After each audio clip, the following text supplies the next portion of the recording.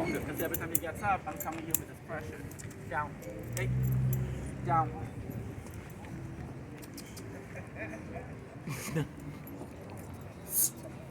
Down.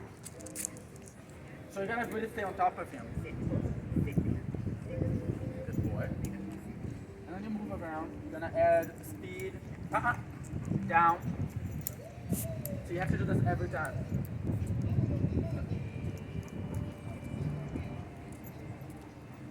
Until he allows you to just walk in front of him. Now once he gets good with this, you can start going around him. It's more difficult. Down. No. Sit. Down. See, he's only ever going to be able to hold her down and have people walking around him and dogs walking around him and whatever other distractions. If you reinforce that he has to stay down, there's no other way. So what I do here is slowly, like I said, it was just me walking in front of him. He redirects really easy to a down, so it's good. Now I'm going to try to keep him in a down when I walk around. Down. And the first time always takes the longest. You see, once he lets me go around him one time, it's easy. Then I move on to the next thing, which could be a dog walking around. Sit. Down. This lady came up to one of the dog owners and said, "Can somebody call the pound on my dog?" And it belongs to this lady over here. Down. This dog right here. And the owner. Realize that it's okay. So see, that's And we all just looked at her. We're like cracking up. it's a little trick.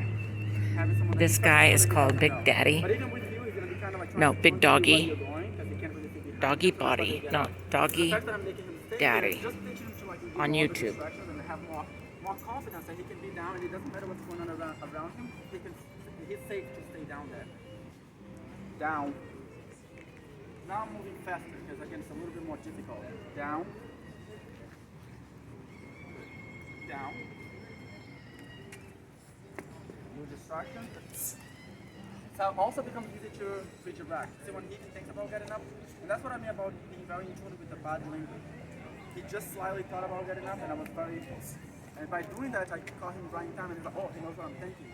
And they pay more attention to you, naturally when you do that. Leave it alone and do the special. So I don't have to be using any pressure here. Yes, good boy. Okay, come.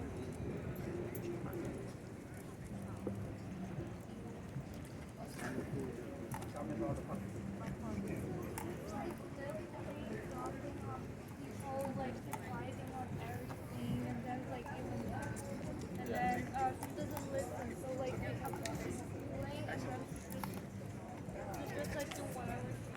Yeah, well, she's a puppy, so she needs to learn everything that he wants from her.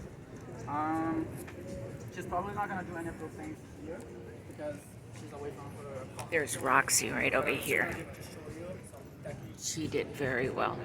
Should be really easy because she's very mellow. The temperament is really good. She's guided by it. So, like, see this is really good. Very good dog. So what you're gonna see. We're down at Pike Street, overlooking the park right now. So what you need to do is and I'll show you. Let's see if I can get her like maybe become a little bit more playful. When they're away from home and they're all the distractions, and they're not very confident as a kid, she might be a It's little hard to understand exactly what he's saying here. So don't be scared. Just First correction, want to it's a know. little scary to her because I do a little piece over here. And what that does is it tells us that jumping is a no-no, but it's very effective so she learns really quickly not to jump anymore. And is this your first puppy, your first dog? Okay. So you have to learn not to understand. You have to learn to understand them so that way you're not overwhelmed by anything that she does.